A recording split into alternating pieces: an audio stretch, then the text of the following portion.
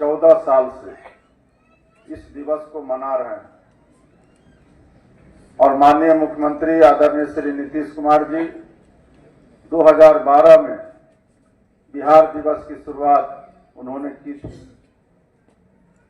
और आप सभी लोग अवगत हैं, जिस तरह हम लोग अपना जन्मदिन मनाते हैं तो उस दिन कितने हम लोग उत्सुक होते हैं, कितने खुशी महसूस करते हैं। तो आज तो हमारे पूरे बिहार के 14 करोड़ लोगों का जो हमारा जन्म स्थान है, यह धरती है, यह पावन धरती है। इस बिहार के धरती को हम लोग ज्ञान की धरती भी मानते हैं और मोक्ष की भी धरती मानते हैं। यह मोक्ष का भी धरती है।